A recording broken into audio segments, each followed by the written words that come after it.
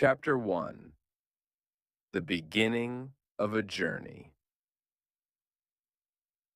Once upon a time in a small village, there lived a young boy named Leo. Leo was curious and eager to learn about the world. He loved stories, and his favorite stories were those told in English. But there was one problem. Leo didn't know much English. One sunny morning, Leo decided that he wanted to improve his English. He thought about how he could do this and realized he needed a plan. He decided to ask for help from his wise grandmother, who had traveled to many places and knew many languages. "Grandmother," Leo said, "I want to learn English. Can you help me?" His grandmother smiled warmly. "Of course, Leo. Learning a new language is like embarking on an exciting adventure. Let's start with a few simple steps." Chapter 2. Building the Foundation. The next day, Leo's grandmother gave him a notebook and a pencil. "The first step," she said, "is to learn some new words every day.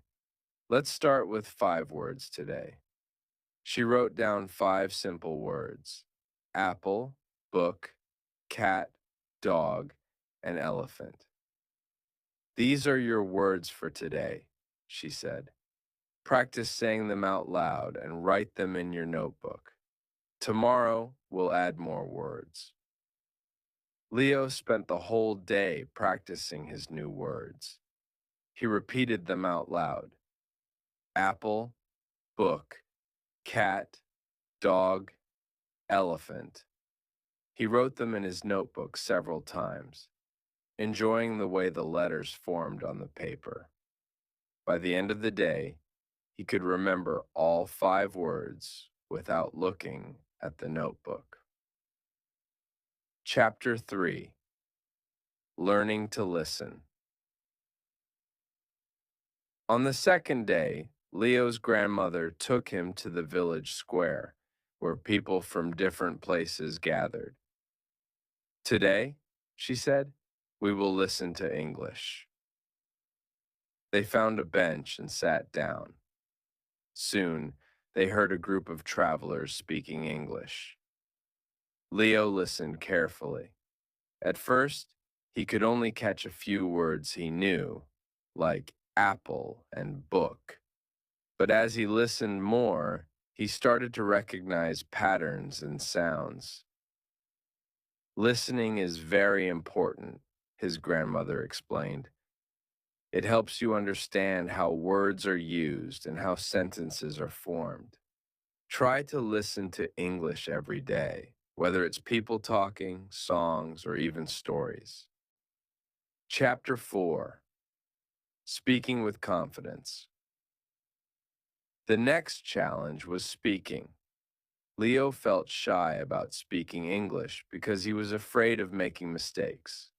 His grandmother encouraged him, saying, "It's okay to make mistakes. That's how we learn." She suggested that they practice simple conversations.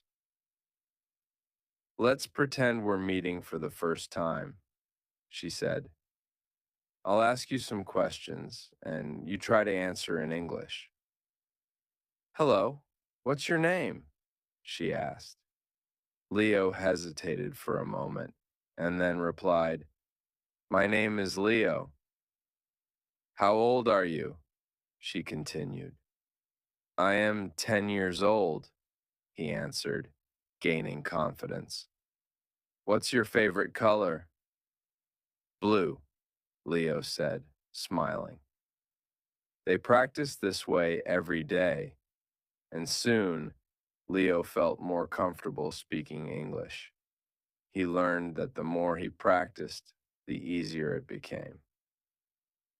Chapter 5. Reading Adventures.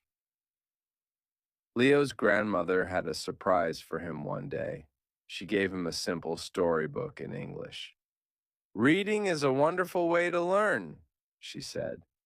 Start with easy books, and as you improve, you can read more difficult ones. Leo opened the book and began to read. The story was about a little dog named Max, who went on an adventure. At first, Leo needed his grandmother's help to understand some words, but gradually he started to read on his own. He discovered that reading helped him learn new words and understand how sentences were structured. He loved the stories and enjoyed imagining the adventures of the characters. Reading became his favorite part of learning English. Chapter 6: Writing Your Own Stories. As Leo's English improved, his grandmother encouraged him to start writing his own stories. Writing helps you practice what you've learned, she said. You can write about anything you like. Leo decided to write about his own adventures. He wrote about the time he found a hidden treasure in the forest, the day he helped a lost kitten find its way home, and many other exciting tales. His grandmother helped him with spelling and grammar, but Leo's ideas were all his own. Writing stories made Leo realize how much he had learned. He enjoyed creating new worlds with his words and was proud of his progress. Chapter 7: Making Friends. One day, a new family moved into the village. They had a boy named Tom who spoke English. Leo was excited, but also nervous. He wanted to make friends with Tom and practice his English, but he wasn't sure how to start. His grandmother encouraged him. "Just be yourself and speak with confidence," she said. "Tom will appreciate your effort." Leo gathered his courage and went to meet Tom. "Hi, my name is Leo," he said in English. Tom smiled. "Hi, Leo, I'm Tom." They started talking, and soon they were playing together every day. Leo found that speaking English with Tom helped him improve even more. They shared stories, played games, and became best friends. Chapter 8: The Journey Continues. As the months passed, Leo's English skills grew stronger. He continued to learn new words, listen to English conversations, practice speaking, read books, write stories, and make friends. Each day, he discovered something new and exciting about the language. One evening, Leo's grandmother looked at him with pride. "You have come a long way, Leo," she said. "But remember, learning a language is a lifelong journey. Keep practicing, stay curious, and enjoy the adventure." Leo nodded, feeling a sense of accomplishment and excitement for the future. He knew that with dedication and practice, he could achieve anything he set his mind to. And so, his journey of learning English continued, filled with endless possibilities and new discoveries. Chapter 9: Discovering Songs. One day, Leo's grandmother introduced him to a new way of learning English, through songs. She played a simple English song and encouraged Leo to sing along. At first, Leo found it challenging to keep up with the lyrics, but the melody made it fun. "Music helps you remember words and phrases," his grandmother explained. "It's a great way to practice pronunciation, too." Leo started listening to English songs every day. He found that singing along helped him improve his accent and learn new words in a playful way. Soon he had a playlist of his favorite songs and loved singing them with his friends. Chapter 10: Watching Cartoons. Another exciting discovery was watching English cartoons. Leo's grandmother found some simple cartoons with subtitles. Watching cartoons helps you understand the context and emotions behind the words, she said. Leo was thrilled. He spent his evenings watching cartoons, following the subtitles, and mimicking the characters. He noticed that his comprehension skills improved, and he could understand more spoken English. Cartoons became a fun and effective way for Leo to learn. He enjoyed the colorful characters and engaging stories, all while absorbing new vocabulary and phrases. Chapter 11: Using Apps. Leo's grandmother knew that technology could be a useful tool for learning. She showed Leo some educational apps designed to teach English. These apps had games, quizzes, and interactive lessons. Apps can make learning fun and convenient, she said. You can practice anytime, anywhere. Leo loved playing the games and earning points for correct answers. The apps helped him reinforce what he had learned and introduced him to new topics. He enjoyed the variety and flexibility that the apps offered. Chapter 12: Practicing with Journals. One day, Leo decided to keep a journal in English. He wrote about his daily activities, thoughts, and feelings. His grandmother encouraged him to write regularly. Writing about your day helps you practice forming sentences and expressing yourself, she said. Leo found that writing in his journal helped him organize his thoughts and improve his writing skills. He also enjoyed looking back at his entries to see how much he had progressed. The journal became a personal record of his learning journey. Chapter 13: Participating in School Activities. Leo's school started an English club where students could practice the language through various activities like debates, drama, and storytelling. His grandmother encouraged him to join. The more you use English in different contexts, the more confident you will become, she said. Leo participated in a storytelling competition and told one of the stories he had written. He was nervous, but his friends and teachers supported him.